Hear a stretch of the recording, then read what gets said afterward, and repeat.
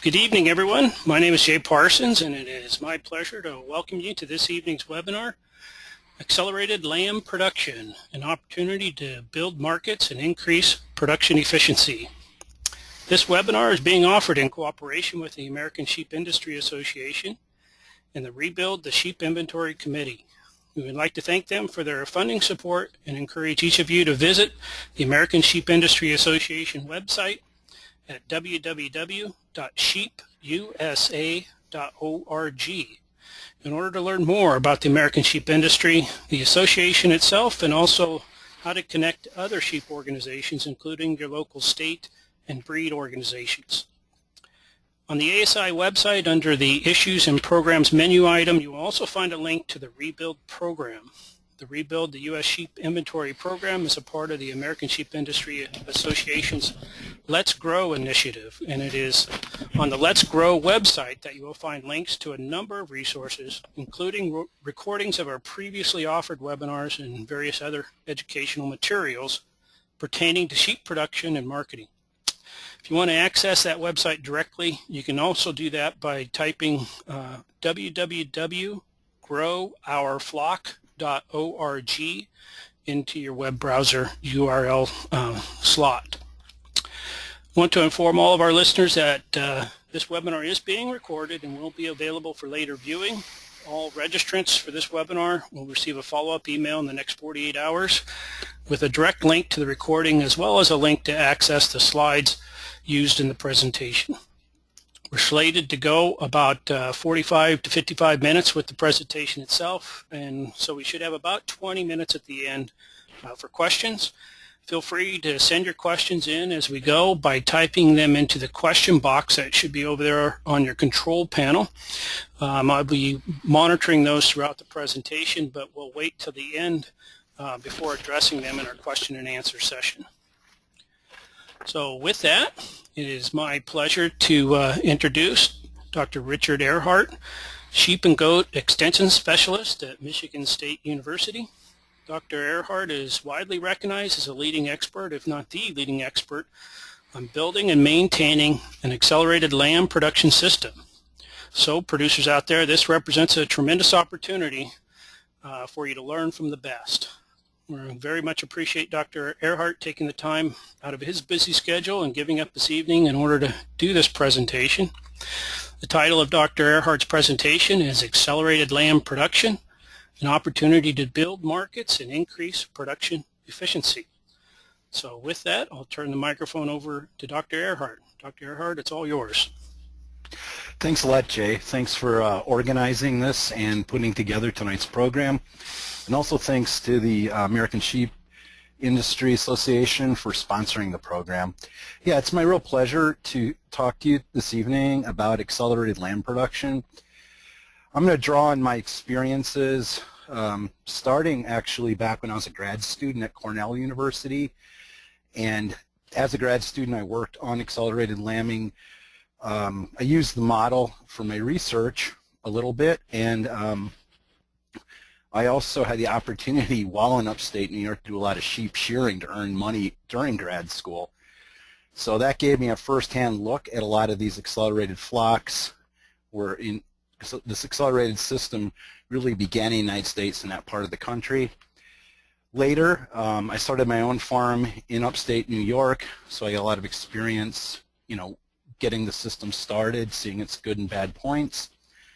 And then later, about 5 years ago, I moved to Michigan and became the sheep specialist and started another accelerated flock in Michigan. So I'm going to draw on this collective knowledge to share with you tonight my presentation. So as an overview, I'm going to talk about accelerated production, describe what it is, and see how it really compares to annual systems, your typical 12-month production system. I'm going to then describe the resources required. There's different resources required for different production systems. I want to make sure you understand what's required for a successful accelerated system. Then, of course, I'm going to talk about the fact that there are barriers to success with this system.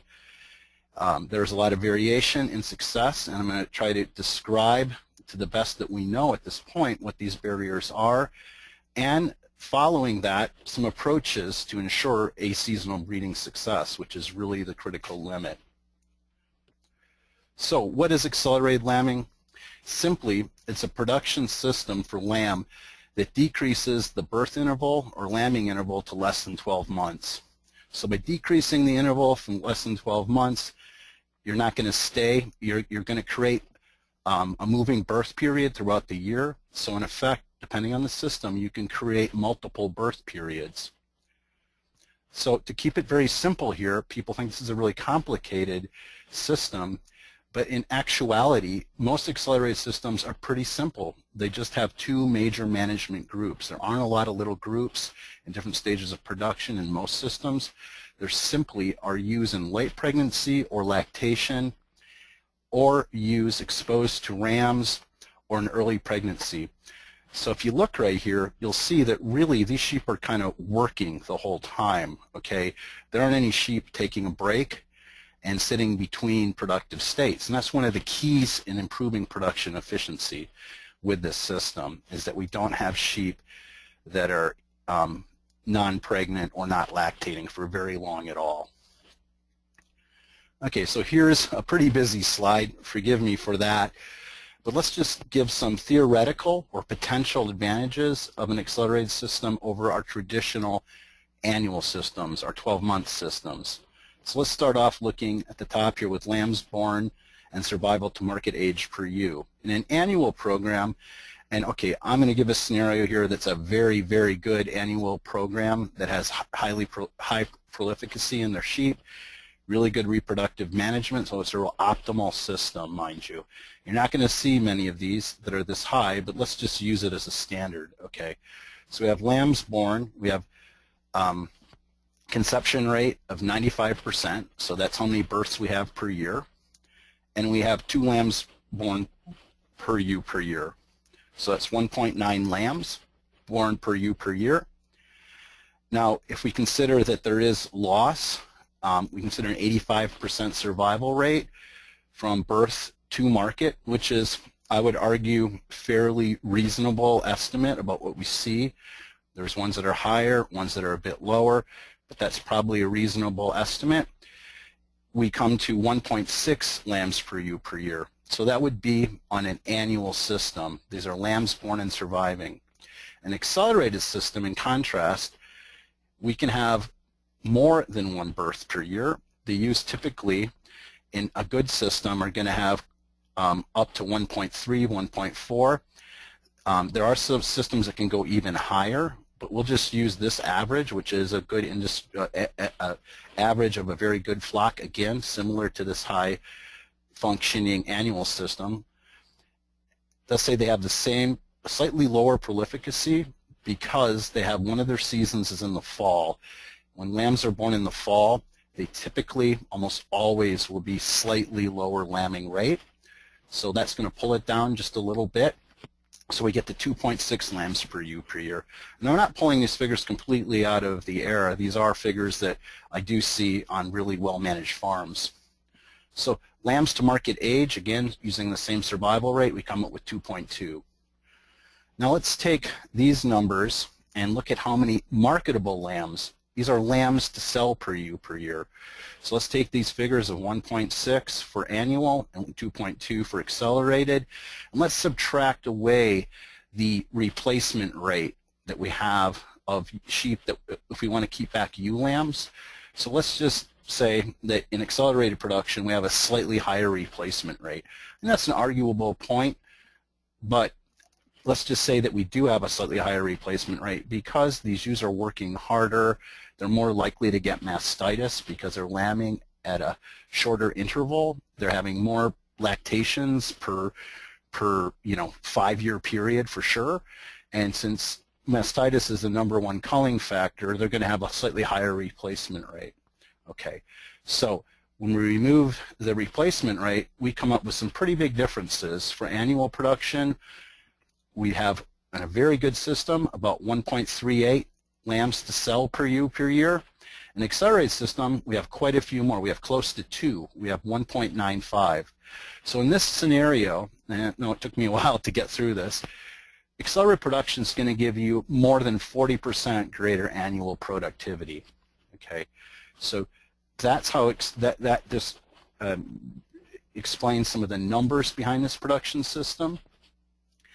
But one of the big advantages, and I'll back that up with some data from the industry in just a minute, but another very, very important point in accelerated lambing, and one of the main reasons why folks do it, not only is it make your animals more productive, it has much greater marketing flexibility.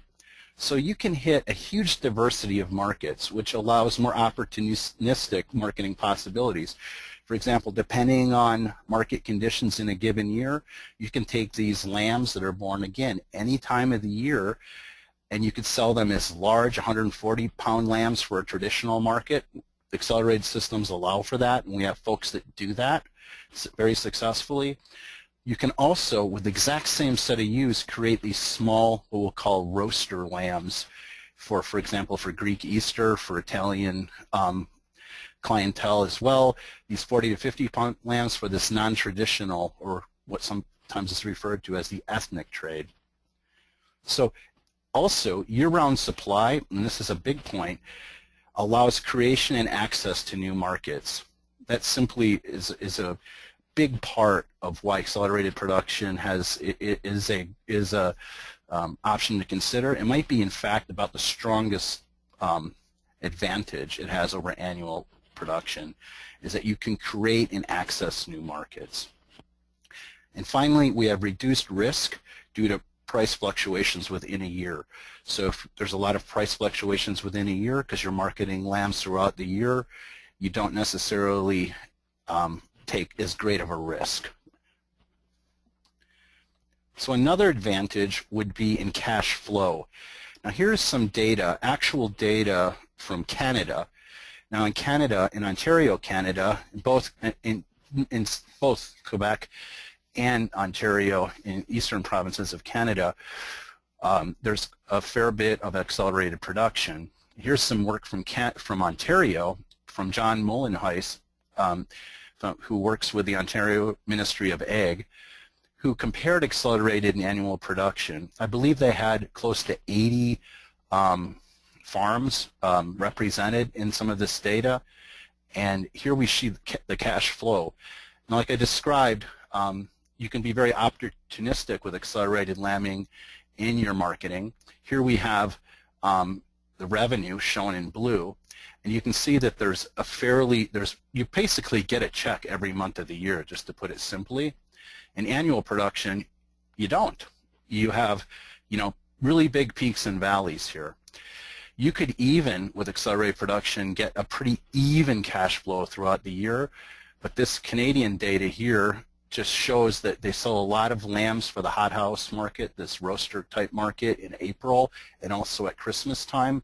So these are opportunities they take advantage of. That's why there's a little bit of a higher revenue stream during those 2 months. But if they were just selling, to a particular market, they could sell a steady amount nearly every month. In fact, that's one of the great things about accelerated production, is that you can have this constant supply. So another big advantage is basically in income. Okay, so here is this Canadian data. I think extrapolates pretty well to the United States. The lambs are obviously, they're going to be smaller in Canada. They're more like a 100-pound lamb. They're typical commercial lamb for their industry. So in terms of revenue, this would be per lamb. We have 200. We have similar revenues, similar feed costs. So accelerated production isn't more expensive. So these annual systems use a lot of grazing, by the way, and some of the accelerated systems use grazing, at least for the ewe flock. Variable costs are similar. The fixed costs are similar, which might be surprising for many people, although there's a much greater investment you would need to make in an accelerated flock because you have to have an indoor birth period. The fact that it's a more productive system, when you take those fixed costs and depreciate them over time, and over the higher productivity of the ewe, you get very similar fixed costs on a per lamb basis. However, when you look at the net enterprise income, it's actually going to be higher in the accelerated flocks, and this was a pretty comprehensive study over 3 years, Marketable lambs per ewe. Okay, these numbers are very similar to what I kind of stabbed at earlier with my scenario, 1.9 versus 1.3. The number of ewes and the accelerated flex happened to be less. The net income was quite a bit greater in accelerated system. The ewes per person, which is a measure of labor, if you will, is going to be lower because there is more labor involved in accelerated production. That is true. However, when you normalize the net income to labor, you see that there is a greater net enterprise income per person. So the accelerated production system, when corrected for labor, still gave greater net income in this comparison, which was a fairly comprehensive study, the best that we have comparing these systems without a doubt. Okay, so to summarize this, these potential advantages are you have more lambs to sell per ewe per year in a really good high-functioning system, and I need to make sure you understand that it has to be a well-functioning system. It can be more than 40%. You have a greater net income, whether it's on a per ewe, per lamb, or per unit labor or enterprise basis, according to the Canadian data. You create a year-round supply of lamb, which is really a critical factor in making this a good system to consider. You can create and build new markets. You have reduced market risk, certainly, and you definitely get an improvement in farm cash flow. So these are the advantages. So now I've sold you that this is some magic system, that you're going to find gold at the end of the rainbow. Actually, this is a picture from a farm that I ran in New York, and these are a bunch of accelerated ewes getting ready to lamb on pasture in the fall of the year. So you might have the perception that accelerated production is a very intensive system, and it can be, but it can utilize grazing as well, and even pasture lambing as we did in New York. So, but I want to give you a perspective that accelerated lambing isn't the answer to what might ail production limitations in the sheep industry. It is just one of a number of strategies to improve the efficiency of sheep production, and I work with producers every day on all of these factors, and accelerated production is just one step. Let me just go through those. We work on lowering the feed costs by extending our grazing seasons, using inexpensive byproduct feeds where available. In parts of Michigan, we have those opportunities, and I definitely utilize, probably as maybe my number one way of improving efficiency, is something I call strategic nutritional management, making nutritional investments where they pay off and improve productivity and welfare of the sheep. We decrease labor input. Labor is a big issue in sheep production. We don't know how to raise sheep in an efficient way. So birth systems, pasture and indoor, efficient feeding systems certainly are things I work on quite a lot. So these are all ways of increasing production efficiency. And then by increasing production itself, using prolific genetics, also the use of terminal sires, so you get this growth advantage over your ewe base. And again, strategic nutritional management. And finally, just to put it in perspective, would be reducing the birth interval, which is accelerated production. Again, accelerated production reduces the birth interval. So just to put it in context, these are all different ways and important strategies to improve production efficiency. Accelerated production isn't the one answer. It's just part of a number, and it's an opportunity that you can consider depending on your resource space. So to give you some perspective, as I mentioned, a lot of the work in the United States came through Cornell. Brian McGee, who's the shepherd, who's retired recently, and Doug Hogue, who recently passed away, really studied a variety of these systems, and they fixed on the STAR system in the early 80s. They really pioneered this. The polypay breed evolved out of these efforts. This all started back in the 60s with people thinking a little bit out of the box. So how can we increase the efficiency of production? So there were efforts both in the United Kingdom, Canada, and the U.S. And I'd say the adoption rate has been the best in Canada. So there's a number of systems that they've come up with, and I'll describe some of these right now. So I'm just going to really go over two major systems for given the time frame here.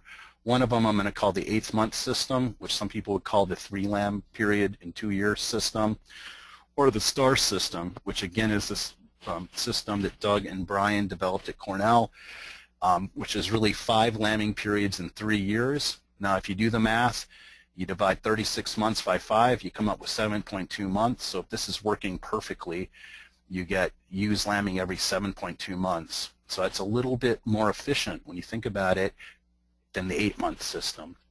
So that theoretically can result, it turns out, 1.67 times per year of ewes who are perfectly on this system versus the 8th month system, which would be 1.5 times per year. So let me just kind of quickly run through this. Now, imagine some of you have seen this diagram before.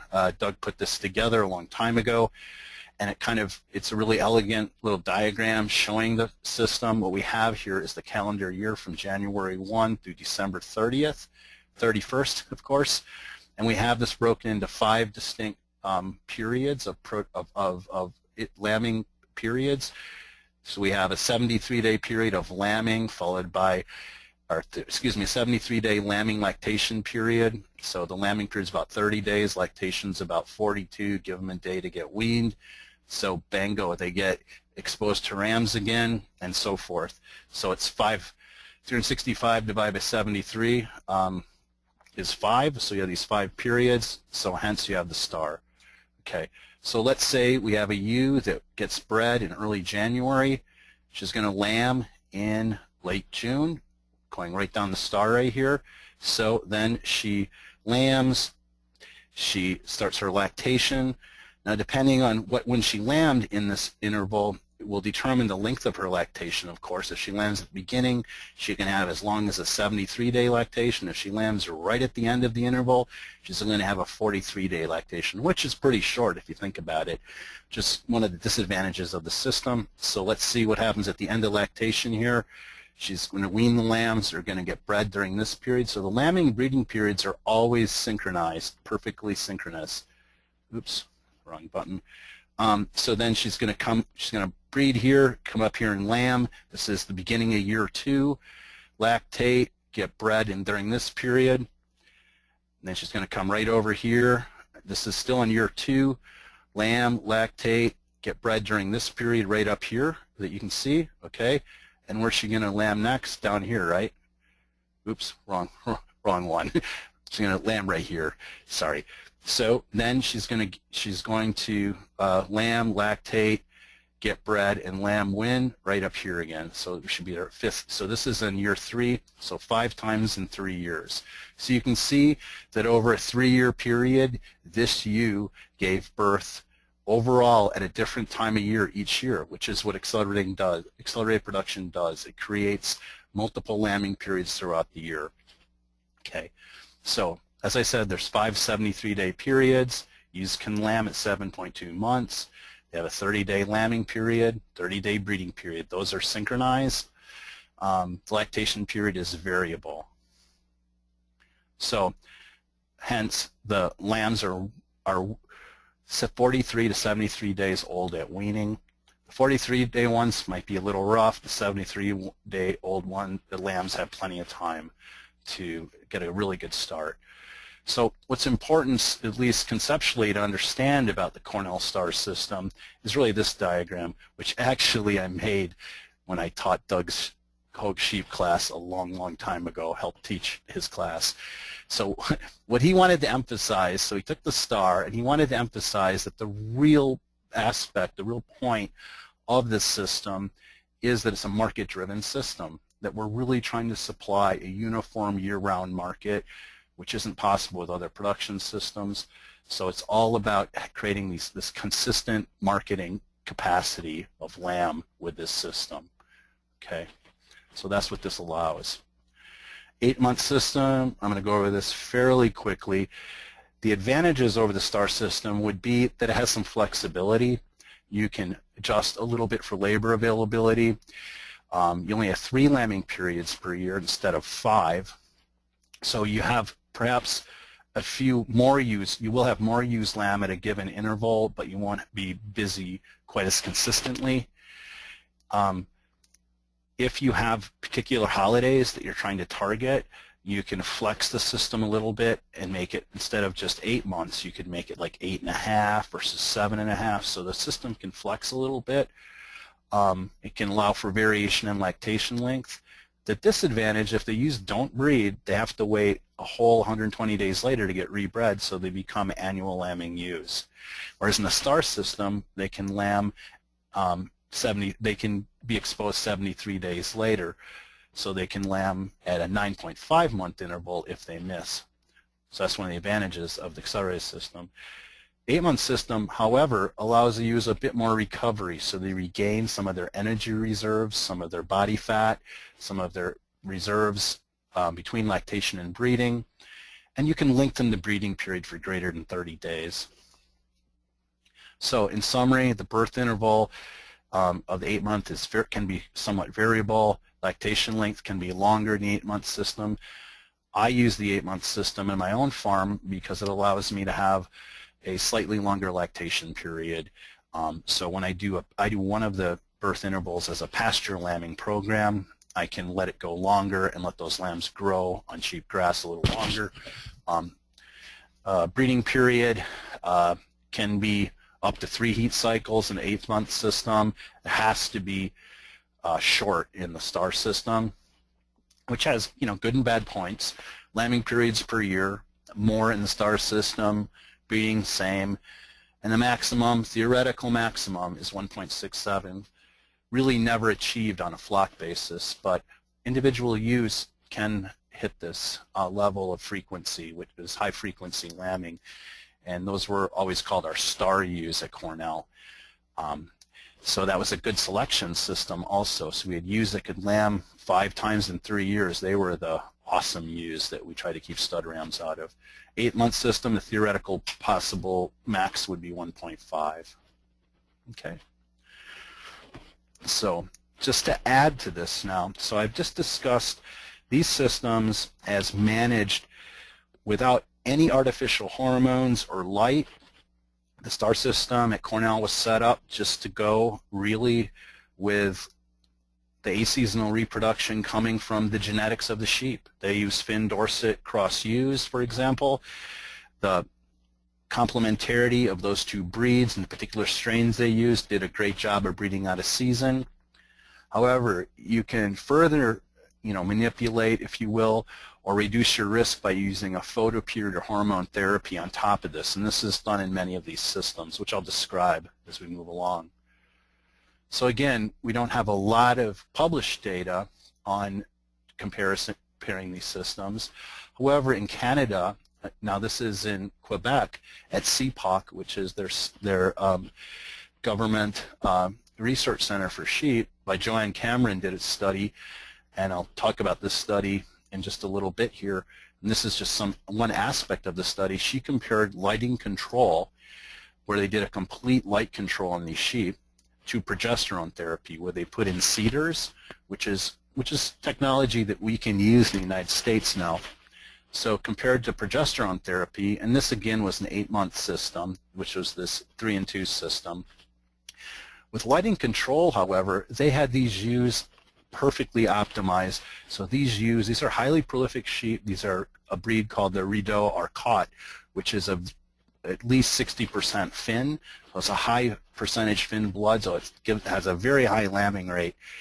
With this lighting control, they're able to convince these ewes that they're pretty much breeding in the month of October any time of year. So they optimize the photo period with light-dark cycles, and they got these ewes, and this is on a commercial farm basis, to lamb at a rate of 2.81 consistently throughout the year. So if you do the math, 1.37 interval frequency of lambing times 2.81, they get close to 4 lambs per ewe per year with these super prolific sheep. Their progesterone therapy wasn't bad either, but was considerably lower. So this light therapy not only allows the ewes to breed out a season, but lets them lamb at a high frequency because they're at their optimal ovulation rate. So this productivity is probably the highest you'll find in the world. I don't know, maybe in Europe they have systems that are similar, but it's certainly the highest I'm aware of in North America. I just want to highlight a couple farms here. to show you, first of all, some pictures of some farms, and also just to show you some production numbers in the real world. Here's a farm in upstate New York, in western New York, just in the Rochester area, a town called Avon, run by Matt Kyle and his family. And this farm has brand new barns here. Well, they're not brand new anymore, but they're about 5 years old, 2 long barns. And this farm is situated right at the edge of sort of the Lake Plains of New York, where they have high productivity soils, good dairy country, right at the interface of that and the lower quality soils. So he's able to get his crops produced on this high quality land to get very good forage. So as you see here, I want to emphasize the fact that this family has extremely high quality feedstuffs. I do some nutritional work with this flock, and their fermented feeds, their corn silage here and their haylage, are just like what you'd find in a high producing dairy farm. Meticulously managed, nice straight faces, as you can see. Here's a picture of the sheep. They have them on a total mixed ration feeding system. This barn has an insulated attic, so it keeps it fairly climate controlled, above freezing pretty much all winter. So this is a pretty intensified production system. These ewes, however, are allowed to graze during the summer when they're not raising lambs, while the lamb production is indoors. So this is just one kind of snapshot of a very good accelerated flock in the United States. These guys have over 2,000 ewes right now, and they're growing. So here's some of their production data that they shared with me. They get about 1.37 births per ewe per year, which is excellent for 2,000 ewes. There's a max of 1.5. They're awfully close. They have slightly lower conception in October than in May and February, but that's not bad. 1.73 lambs weaned per ewe per lambing on average, so they get closer to 1.85 during February and March, closer to in the 1.6s during the fall. Like I said, it's not as high of a frequency period. So if you do the math, you get 2.32 lambs weaned per ewe per year, and the replacement rate allows them to sell over 2 lambs per ewe per year. And another point I wanted to make is if you look at the efficiency of this system, which we're going to take by taking the size of the lambs. Now, they're able to sell 140-pound lambs, so you take 2 times 140 pounds, divide by the size of their ewes, which are moderate ewes, 160, 165-pound ewes. You're able to get 1.76 times the maternal weight marketed per year. If you compare this to other ruminant meat production systems like beef cattle, it's more than double. Okay, this is a very efficient system. When I was in New Zealand earlier in the year, I talked with their farm systems folks at a couple of the universities, and they were really impressed. They said if you can sell 2 large lambs like that per ewe per year, you know, we don't think we can beat that in terms of production efficiency. And so this is a very efficient system, especially compared to cattle, compared to annual production. Annual production is certainly better than cattle, and that's something I think we need to promote in the sheep industry. Here's another farm I just wanted to highlight quick, a smaller farm in Michigan. This is a bit more pasture based. Here's some ewes about to lamb in the fall. Here's the same flock about to lamb in early spring on grass. They emphasize very high quality forages, so these are basically pastures that have gotten too mature. And believe me, they're not mature here. They're harvested at optimal forage quality, turned into silage bales. You can see these sheep are always in good body condition. Here's the spring breeding program, a very active program, natural mating here. And they use a forage plan where they use annuals at certain times of the year to provide high energy crops when the lambs or ewes need it. Here's just some replacement ewe lambs on forage, high energy forage diet, brassica diet. So this is another farm They have very high production, a little bit higher. It's a smaller farm. 1.38, 1.9, 2.62. They can market 2.36 lambs marketed per ewe. They sell their lambs a little bit smaller, so they still get close to 1.8 times their maternal weight. So it's very similar to the other farm, and it's a smaller farm. So resources required for accelerated production. I want to go over these because these are very important to understand. You can't just dive into this without understanding the resources. Birth facility, a barn, hopefully one that's pretty, climate controlled would be best, because you have to lamb in the dead of winter. Capable of housing, I'm going to say 2/3 of the flock, because we get some variation in lambing cycles. So you have to have that facility. You can't just lamb in a snowbank in winter, obviously. So that's one of the investments you have to make. You have to provide a higher planing nutrition over the year than you would in annual birth. And this is because these ewes are going to be in a more productive state, so you have to meet their needs. This is going to need to be met with high energy forages. I believe that's the critical part of making this system work. You have to achieve high intakes in these ewes, and that can only be done with high energy forages. You can't do it with concentrates alone. You also need to provide concentrates at critical windows, particularly during lactation, which I'll get into more in just a minute. Disease status is also important. I want to emphasize that things like chronic disease, like foot rot, bovine progressive pneumonia, all these things will drag down a production system. So if you've got a high incidence of this in your flock and you're not managing it carefully or haven't been able to eradicate it, that will show up as a pretty ugly thing in an accelerated system. I just want to emphasize probably overall, and this is like maybe pretty obvious by now, but you need precise management, and this would be in terms of nutrition, reproduction, and health as a summary. Now again, this Ontario study done by John Mullenhuis, what they suggested from this was that productivity benchmarks, which they established for lambs marketed per ewe per year, need to be greater than 1.3 for annual and greater than 1.9 for accelerated systems, for these systems to be profitable. Okay, so reasoning from that, the implication is if you're going to switch from annual to accelerated, you better if your annual system isn't producing more than 1.3 marketable lambs per ewe per year, I would work on improving that before considering a switch to accelerated production.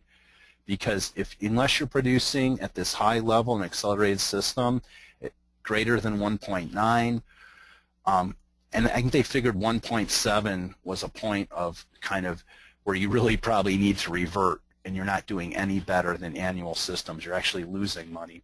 So you want to bring your system up. If your management can't sustain greater than 1.3 on an annual system that's marketable lambs per ewe per year, if you look really honestly, you're not going to do well with accelerated system. So hopefully that's going to provide a benchmark for you to consider and evaluating whether this works for your flock. So now I'm going to switch to optimizing these systems. I'm going to talk about nutrition, touch on genetics slightly, because we really don't know how to select for this. We don't have EBVs for out-of-season breeding, unfortunately. Lighting protocols, a bit on hormones, a bit on the RAM effect, and a little bit on ensuring male libido or drive and infertility in the out-of-season period. So back when I was in New York, I worked with number of other producers where we were all trying to work cooperatively to market to a given market in New York City. What we saw is that aseasonal fertility varied a lot between our group, so it's difficult sometimes to consistently meet this demand. It varied from 18 to 92% in these surveyed farms, and it varied a lot from year to year. It's pretty frustrating, really. So why does it vary so darn much? Well, just to break it down in a simple way, I'd say it could be a genetic thing, but this variation isn't really, I don't think, is adequately described by genetics. It's got to be, I believe, my hypothesis was that it was explained by some environmental condition, either nutrition or chronic disease. Now I want to explain, first of all, as a little bit of an aside, that we need to make sure with genetics that we have sheep that are capable of breeding out of season. These are breeds in the United States that are available that are fairly aseasonal in their fertility. I put an asterisk by the Dorset because Dorsets vary quite a lot. A polled Dorset is not necessarily a polled Dorset. Modern polled Dorset is not, doesn't have the same aseasonal reproduction as a polled Dorset of 30 years ago. It's because they've been hybridized with other breeds over the years, and so they're not perfectly aseasonal as they used to be. Rambouillets and Merinos, these Mediterranean breeds closer to the equator, are fairly aseasonal. In fact, overseas, a lot of the wool production in Australia is done in this Mediterranean climate, lambing out of season with their Merino sheep. Romanoffs are very good at breeding out of season, as they've shown at Clay Center with the work by Dr. Leimaster, showing that this is a real superior breed for aseasonality. Finns do a great job as well, and mixes of these are great. And I should mention that many of these hair breeds that are very popular here in the United States that are of West African descent in particular are quite aseasonal. So in general, aseasonal fertility is going to be inversely related to the latitude unless selection pressure has been exerted. So the closer you are to the equator, the more aseasonal these breeds are going to be, with the exceptions of, curiously, these sheep from Scandinavia and northern Russia, the Finn and Romanoff, and the Dorset in the UK, which have been selected for to lamb out of season. So crossbreeding enhances aseasonal fertility, definitely, and that's an important thing to use. So you want to use heterosis to your advantage. The crossbreeding does certainly improve aseasonal reproduction. When we used to look at the purebred lines at Cornell, the Finns and Dorsets, they never performed as well as the Finn-Dorset cross use. That's a fact. So some of the crosses that are used would be Romanoff times Dorset, Finn times Dorset, Finn times Ile-de-France, which is a French breed imported to the United States in limited numbers, fairly aseasonal breed, not too different than a lot of Dorsets. Romanoff, all these crosses are excellent crosses. And then we have our composite breeds, such as the Polypay, which was designed to be an aseasonal prolific breed, and the Rideau Arcot from Canada, which is a very prolific and pretty reasonably aseasonal breed as well. So I looked at it. I did a field study when I was actually farming in New York before I took a job as a sheep specialist, where we looked at two flocks, and we compared these flocks because they had the exact same genetic background. In fact, one flock was derived from the other flock, but one flock had very high fertility over a 3-year period. Their April to June mating was 84%, whereas the low fertility flock had only 25% fertility during the spring breeding. So again, these genetics were, they used rams from the exact same source, and the ewes of the high fertility flock were actually purchased from the low fertility flock. Actually, an important thing to understand here is the high fertility flock here was derived as an OPP-free flock from this low fertility flock, which had about a 30% incidence of OPP. So that's another factor to understand in this. So anyhow, you can see big differences between the high and low. One has a lower or higher incidence of OPP than the other. When we actually looked at this on the year of study, however, we saw a slight improvement in fertility in the low fertility flock. The high fertility flock was also better. So it's a pretty good year. High fertility flock was excellent, actually. This is pretty much the same as normal breeding period. No lights, no hormones, no nothing. This is just sheep that are fed well. So the lambing percentage likewise was very high in the high fertility flock and low in the low fertility flock. So let's look at the body weight as a readout of energy status And body condition score is another readout of energy status.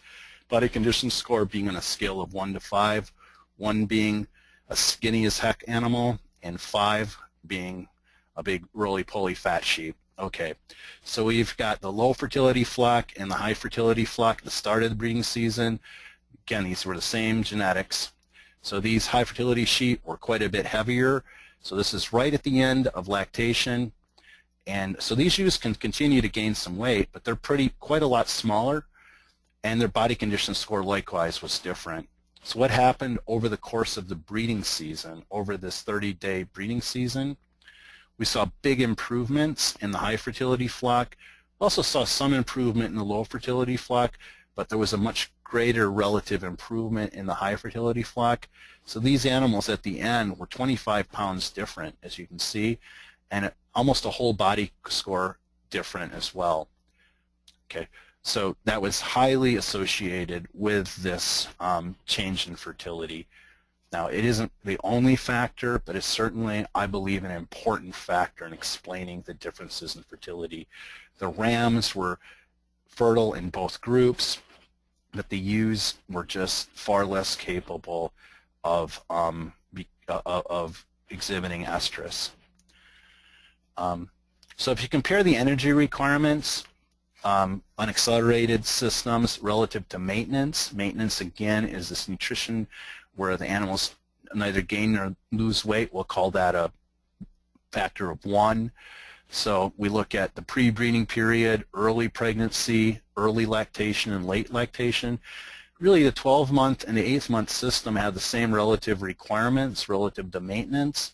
However, now there is no nutrient requirements in the NRC tables for accelerated production, but I want to make sure, and I suggest that during late lactation, these accelerated ewes are fed well. So this is what I advise people to do, is to continue feeding these accelerated animals as if they're in early lactation. That helps them regain this body condition loss, and again, understand that these ewes need to get mated right at the end of this lactation period, so they need to regain these body reserves and regain that weight that I just showed you before, this change, okay, this change in weight.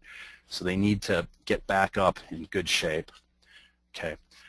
So I looked at energy nutrition in a number of accelerated flocks just recently. In the last year. So here we have 4 different flocks, flock A, B, C, and D. And then we have here the NRC requirements. So this is the dietary energy concentration of these flocks. And we look at, according to NRC, given their intake and their energy needs, we need about 65% TDN in this ration to meet the needs of these are twin pregnant ewes, 200% lambing rate ewes.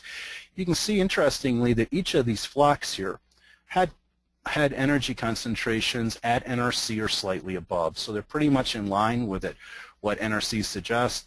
Flocks B and D were, and C, B, and D were closer to 70. This flock was more like 66. So pretty close, not a big deal.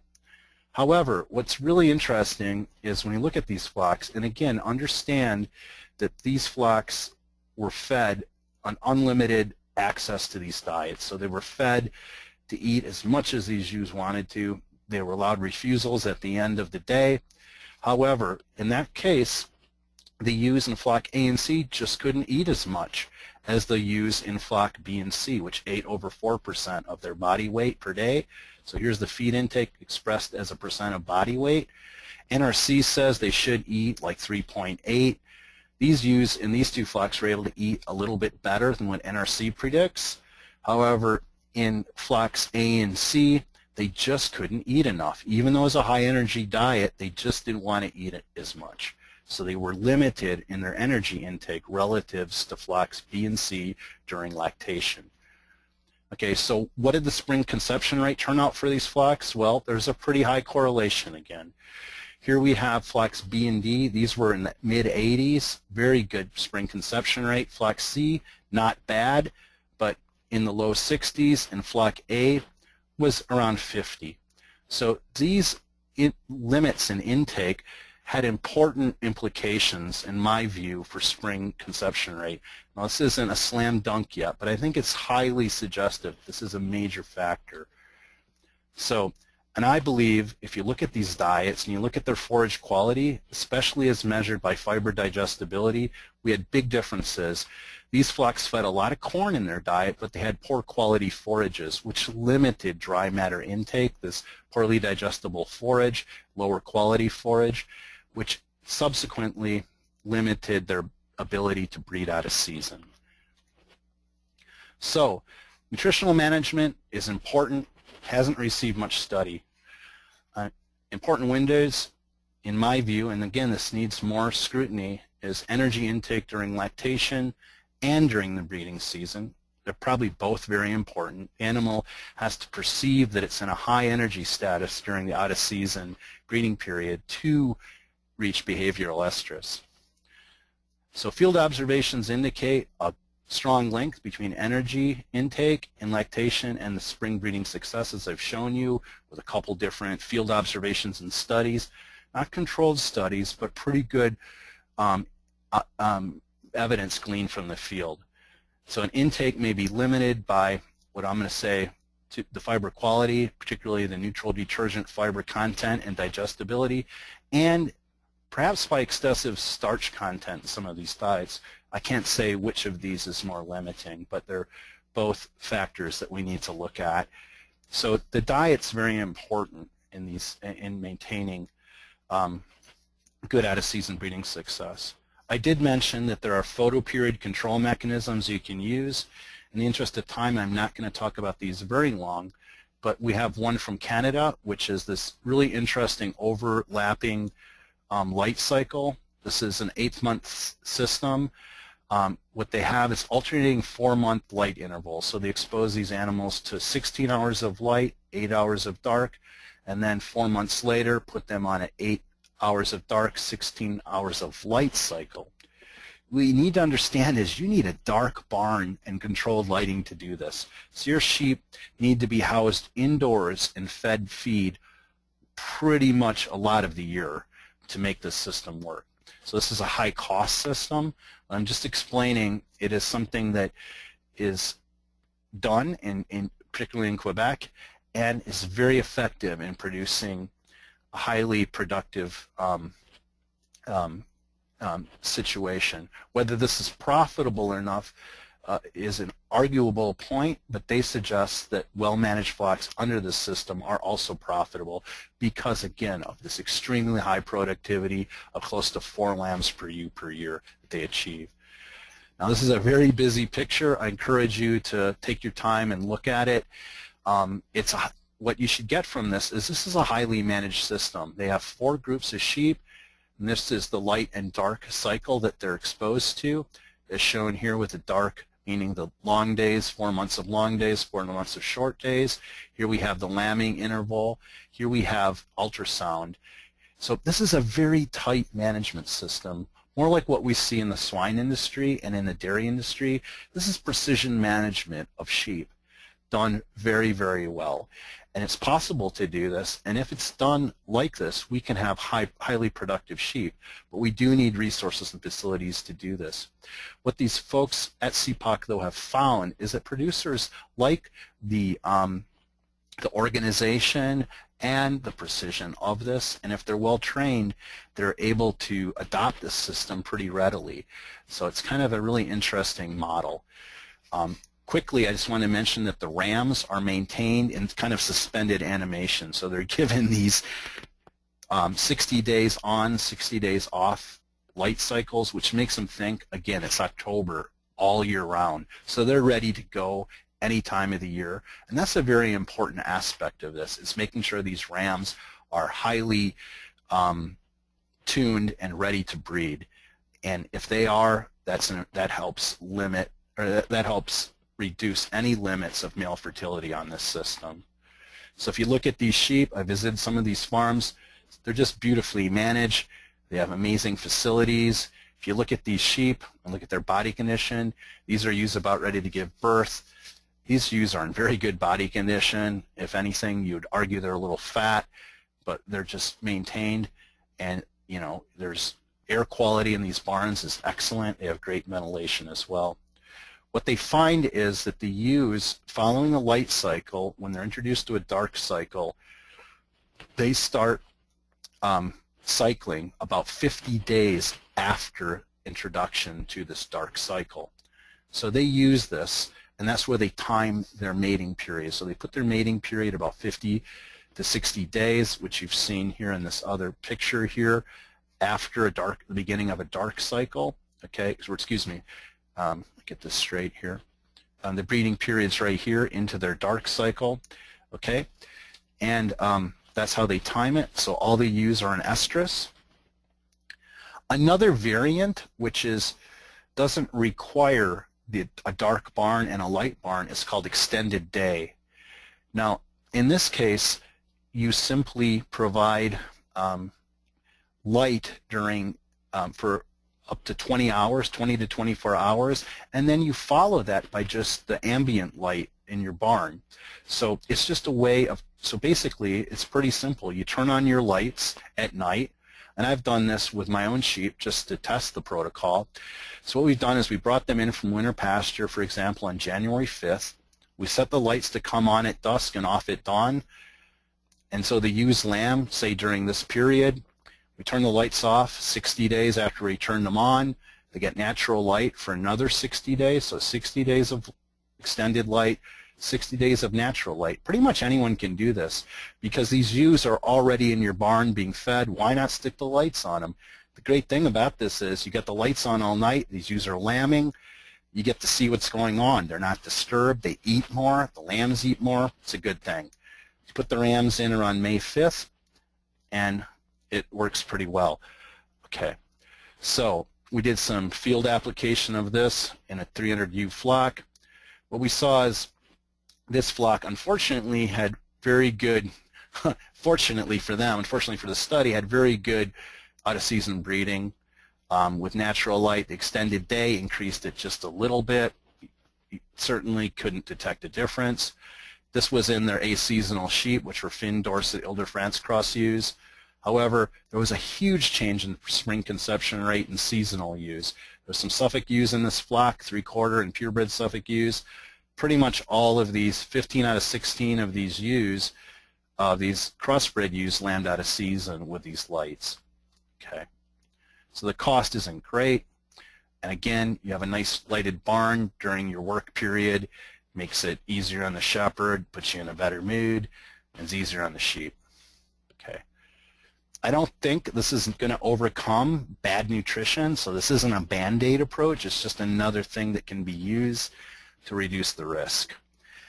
I also want to emphasize this hasn't been well studied. I'm not ready to stand on this and tell you that this is the most important thing for out-of-season breeding. I'm just explaining this is something that people do that doesn't seem to hurt out-of-season breeding, and we think it has an upside.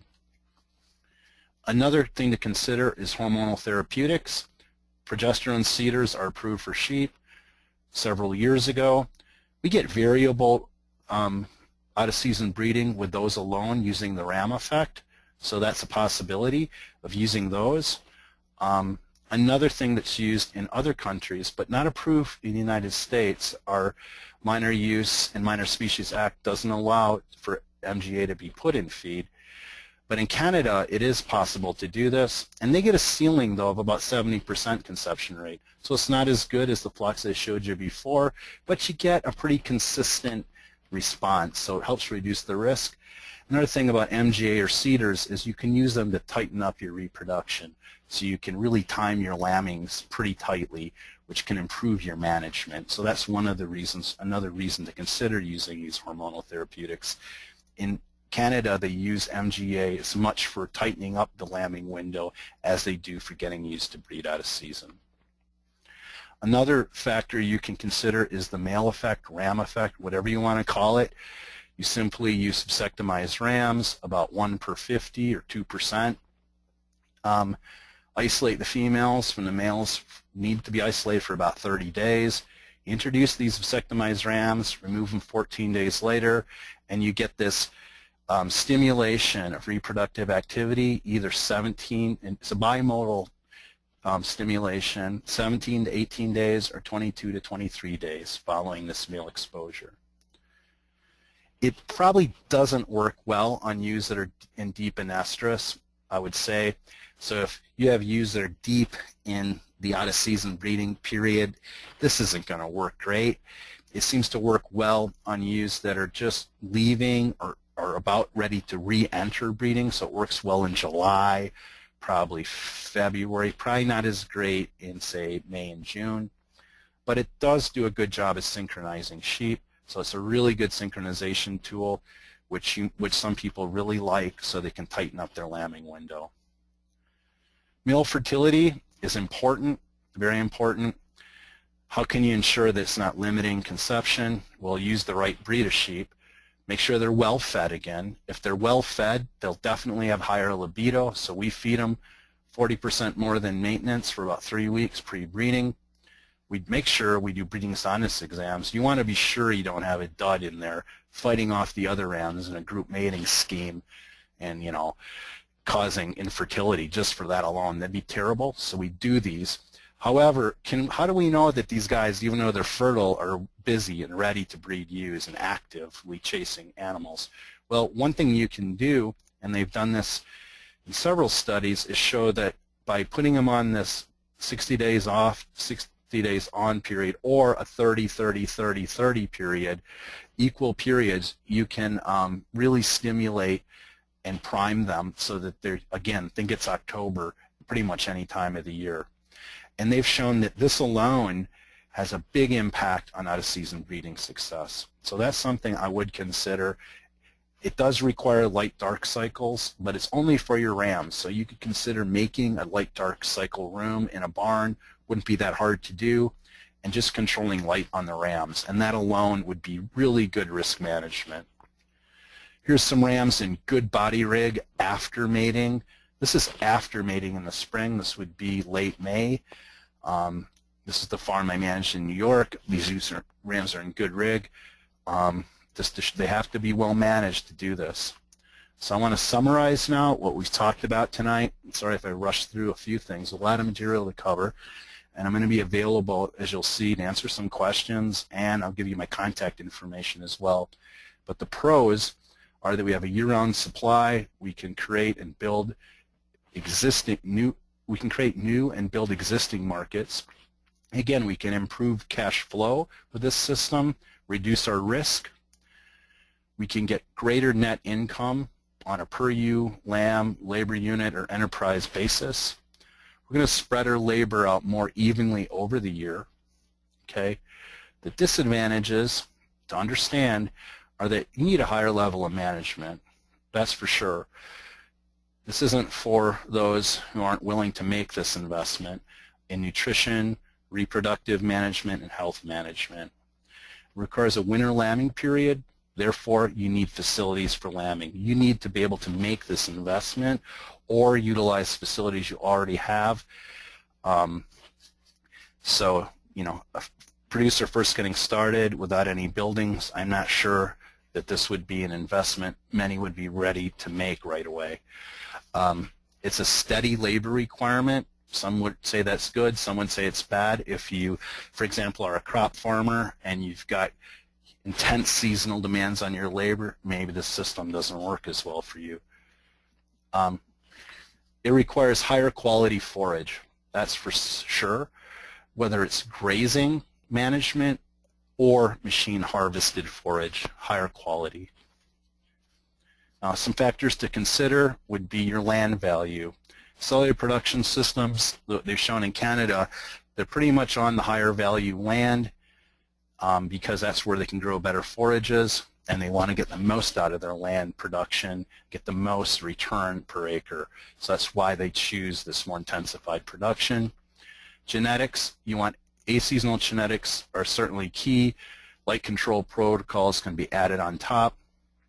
You have to have the right genetics to do this. Can you buy or produce high quality forages? That would be an important consideration. Investment. Now, accelerated production requires a greater initial investment, without a doubt. As I said, you need this indoor lambing facility. You need a good feeding system.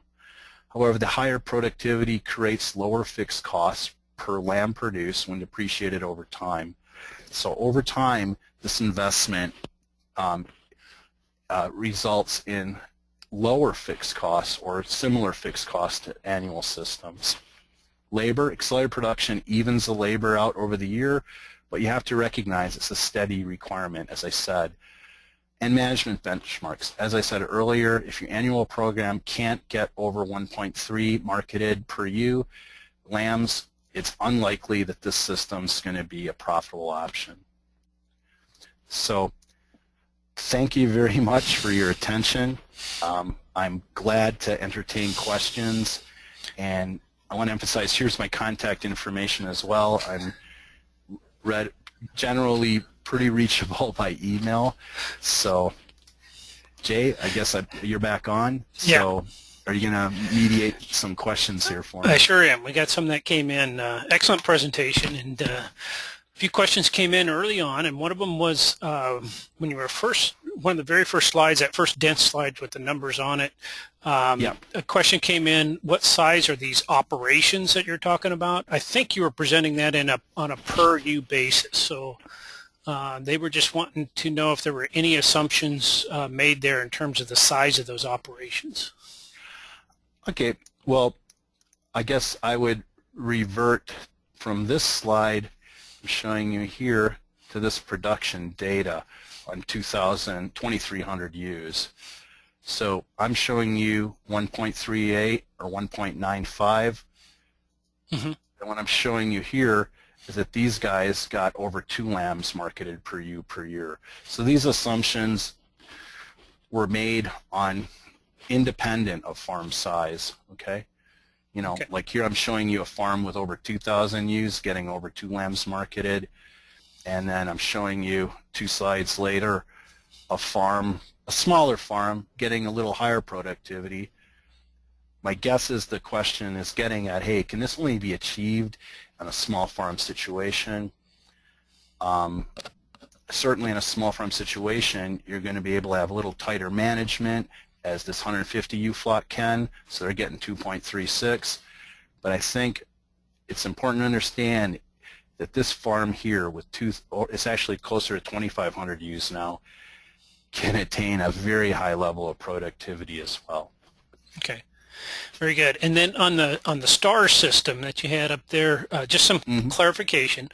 Are there 5 breeding groups to keep the flow of marketable lambs per year or year-round, or no? I know it seems kind of confusing, and boy, you know, when I first looked at this, it kind of boggled my mind. But then I started shearing these flocks, and they always had just 2 flocks of sheep. They pretty much had these ewes that were lambing at this point, and then they had the ewes that were either going to lamb the next cycle or the following cycle, depending on when they got bred. And they were managed as one breeding group, and the ewes that were naturally lactating and just about ready to give birth were managed as another.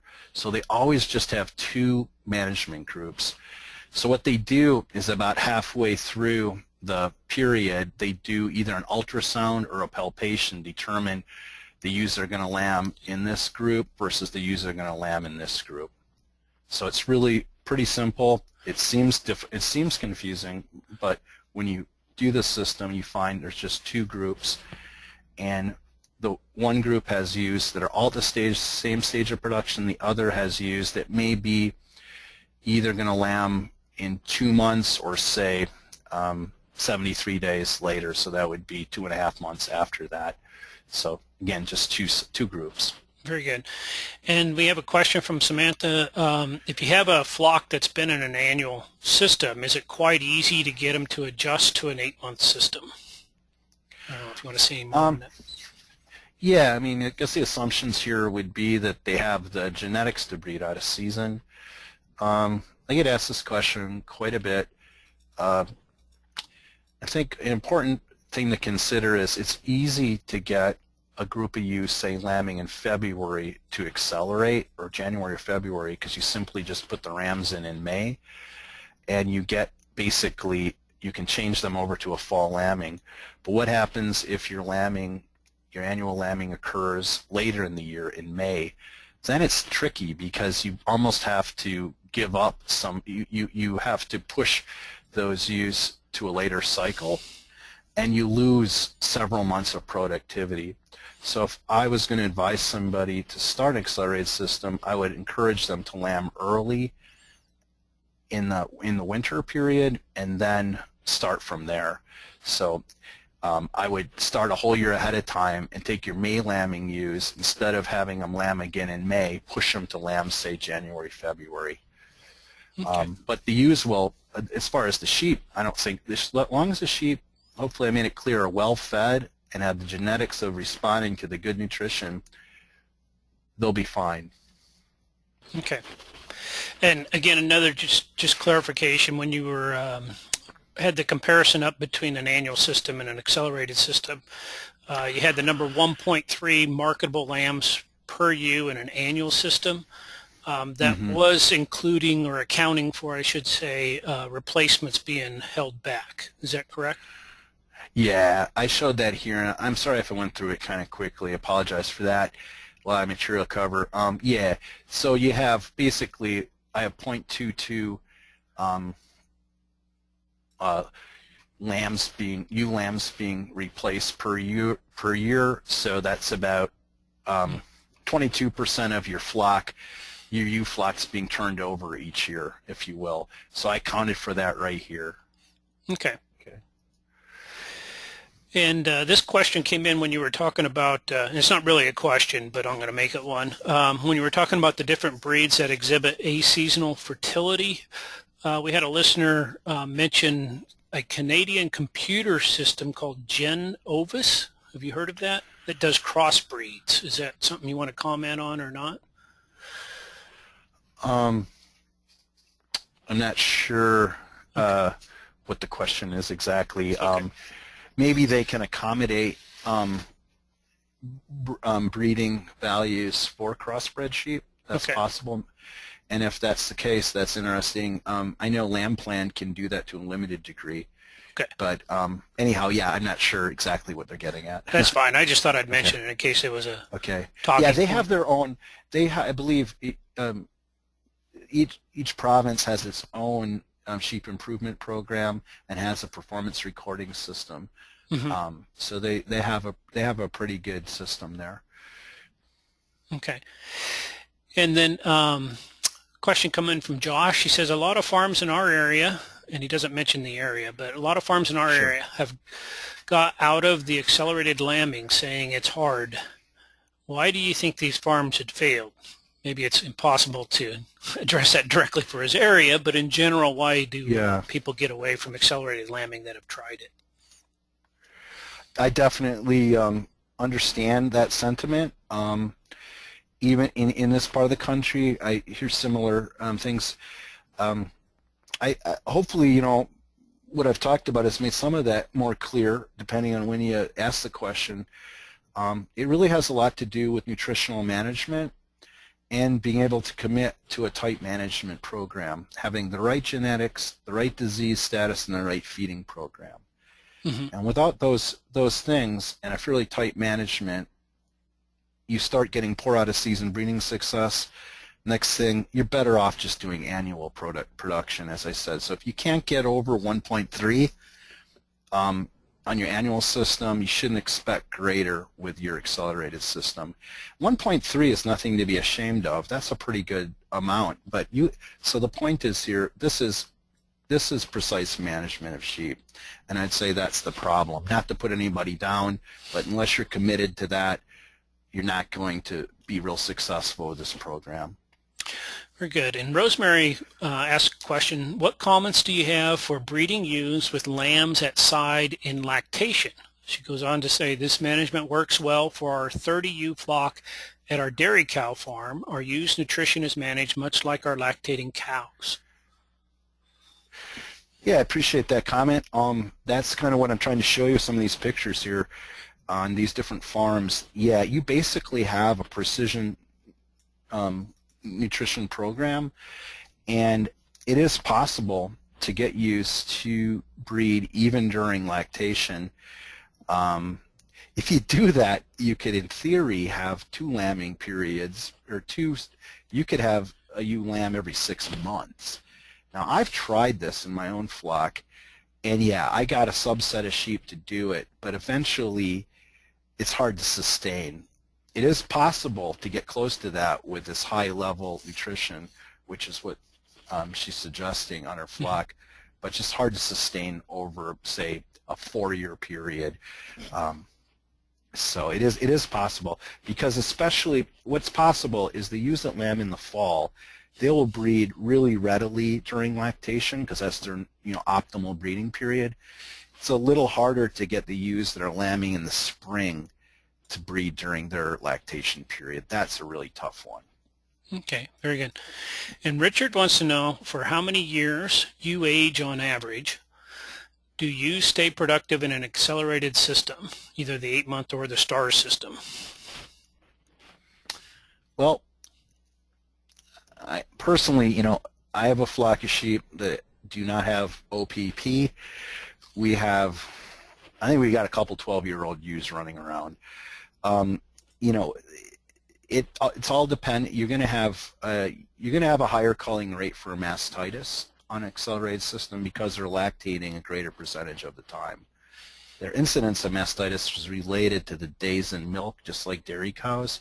So to answer your question, your replacement rate, as I tried to quickly show here, is going to be perhaps a little bit higher on accelerated system than annual, but not necessarily that much more. Okay, just a little bit more. So you're replacing, say, 25% versus something in the low 20s. Okay. And a couple of people have asked about other breeds in general, maybe some that aren't known for exhibiting this aseasonal fertility. In particular, Rachel asked, do you have any suggestions regarding breeds such as Hampshires and Suffolks, especially with breeding out of season? Well, this extended day cycle that I described, I showed here, we got Suffolk ewes to breed out of season. Okay, if you take this CPOC protocol, where you do the alternating light and dark cycles, they're able to get Suffolk ewes to think it's October any time of the year. But the only way that can be done is with light therapy, which is tricky to do. So this part's tricky. The extended day is not tricky. You just turn the lights on during your winter lambing period and then turn them off during the next 60 days, and it can be a pretty effective protocol. They use this with dairy sheep as well. They have the problem. They want year-round milk production with dairy sheep, and so they use this extended lighting to get those ewes to breed out of season so they can milk year-round. Well, I'm glad you mentioned that, because Russell asked a dairy question here. Okay. He said, do you see any additional limitations to accelerating a dairy flock to achieve year-round milk production when ewes are milking 180 to 210 days with a 35-day dry period? Do you have any suggestions? So if you want to comment any further on the dairy situation. Okay, I haven't really explored this much with dairy. I'm not sure you'd necessarily want accelerated production so much with dairy, but you'd certainly love to have the out-of-season breeding, right? And so anyhow, I was in Canada a few months ago, and we went to a sheep dairy, a really well-managed one, and they were having year-round production, mostly just using awesome feeding. So they just fed the heck out of their sheep, and they felt that, again, this nutrition component was the critical limiting factor for their sheep. Their sheep weren't even purebred. They weren't even, trying to remember, they weren't necessarily 100% dairy sheep. They even had some Suffolk genetics in some of their sheep. And they were still getting year-round milk and therefore year-round breeding, mostly by just raising the plain and nutrition through really good forage quality, as I've mentioned here. Okay, and we're running a little long, but I'll just got a couple more questions. One of them, fine. Somebody asked about the Katahdin breed. Is it suitable for this type of accelerated production? Good question. I do know of one flock hair sheep. I can't say if they're quite all Katahdin. They're certainly a hair sheep flock with a large amount of Katahdin genetics. They've done a great job breeding out of season, so I'd say it's possible, but you would need this precise nutritional management, better, a little higher plane of nutrition than you might typically find. So I'd say they have the potential. I'd be interested if you wanted to try something like that to work with you and evaluate it. Very good. And I got to give you this last one because you have goat in your title, sheep and goat extension. Uh-oh. Somebody wants to know about goats in this accelerated system. Either one of them, the 8-month or the other, the 5-star. Goats can fit really well. I've got a couple flocks in Michigan that are doing this successfully. Boer goats in particular breed out of season well. They're highly prolific. And I've got small, we don't have any large goat flocks, but again, this guy feeds his goats, pardon me. I'm on an ASI webinar, so I'm okay if I say speak, right? Excuse me. He feeds his does really well, and they breed out of season, but they're of the genetics, Boer cross does. So he's getting 8-month system. He doesn't do the star system. He does the 8-month, but he loves it because he gets year-round kid production. Okay, very good. And I think with that, we'll go ahead and end our question and answer session. I appreciate the talk that you gave. I want to thank you for a very informative and well-presented presentation this evening, and thank all of our listeners out there for joining us. Once again, a good shout out to the American Sheep Industry Association and the Rebuild the Sheep Inventory Committee for providing funding for this evening's webinar. And I encourage you to visit the ASI website at sheepusa.org for more information on them. Dr. Ehrhardt's kind enough to provide his contact information if you have more questions for him.